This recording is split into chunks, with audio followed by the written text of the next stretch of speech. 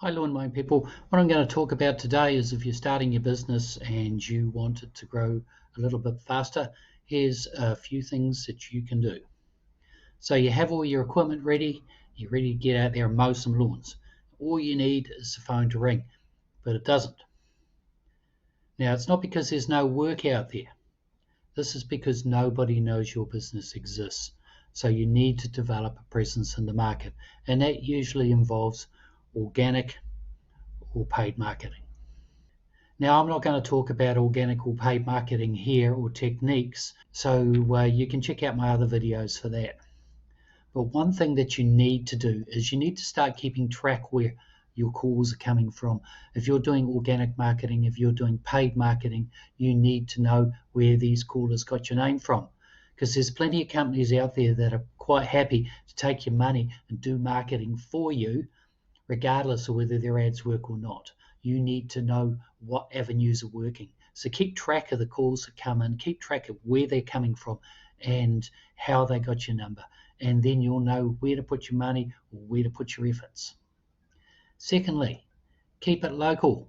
Don't go running all over town. Try and work within a 5 kilometre radius of your house if you can. That's about the best idea. If you keep your advertising tightly focused, then what's going to happen is you'll get more bang for your buck. So you'll get a better result for less money. Yeah, so don't go driving over to the other side of town to go and do a lawn market for local lawns. Keep it local. Another thing is don't go targeting overgrown lawns for regular work.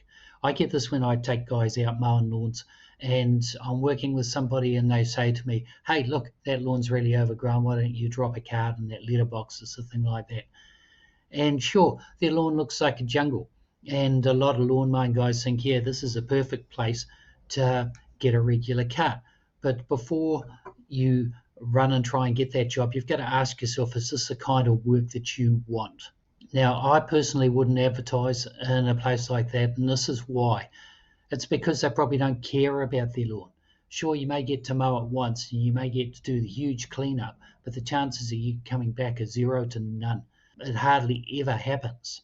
I know it's low-hanging fruit and it's easy to go for, but the thing is that if you want to grow your business and you want regular work, avoid lawns like this. This is a lawn that I did and it took a while. The next thing is to know what your customers want. Now, a lot of people don't get this right. They think that the customers are there to serve them, not the other way around. I was driving down the road the other day and I saw a sign on a fence saying, I need tree work. Well, who cares? Who cares that he needs tree work? It's not he needs tree work, so we're going to give him a job. It's more like I need trees trimmed, so I'm going to look for someone that does tree work. We don't care whether he has a big sign up saying I need tree work.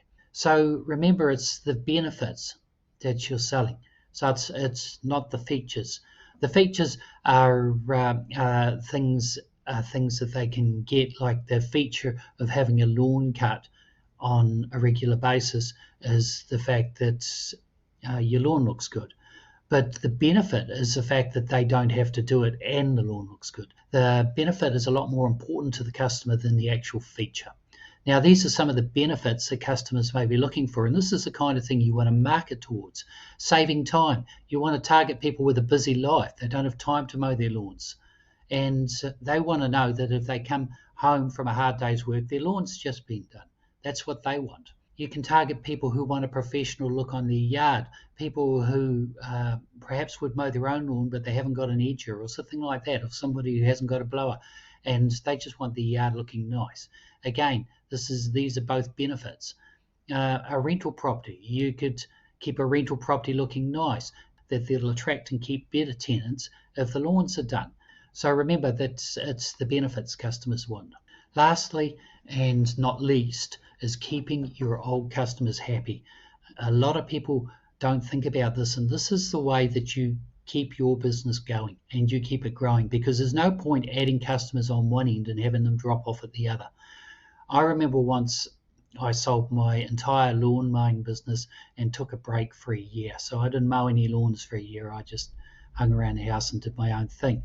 And I hired someone to mow my lawns. We accepted the quote.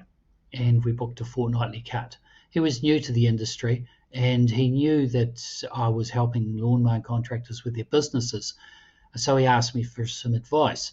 So I told him that when you're looking at new quotes, he needed tow truck driver mentality and just get out there and be the first guy out there. And I said to him, be the first guy to quote the job and mow the lawn immediately, and then you can book the next mow. Job done.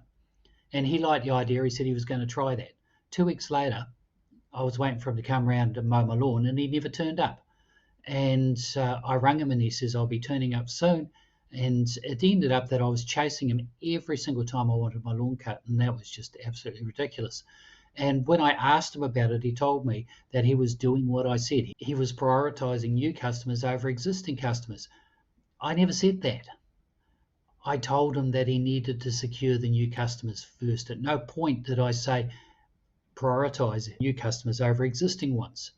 He said to me, you're a lawn mowing guy, so I thought you'd understand. I told him I didn't understand at all because that was not the way I operate. His growing the business shouldn't come at the expense of existing customers. That was bad customer service. He told me he'd lost quite a few lawns. I told him he'd lost one more. Your customer is the lifeblood of your business. Turn up on time. Be reliable. If the customer requests a thing, it's better to under-promise and over-deliver than the other way around. If someone leaves you a message, respond as soon as possible. If you can't do a job, tell a customer immediately. Or better still, recommend someone that can do the job. And here's a happy customer.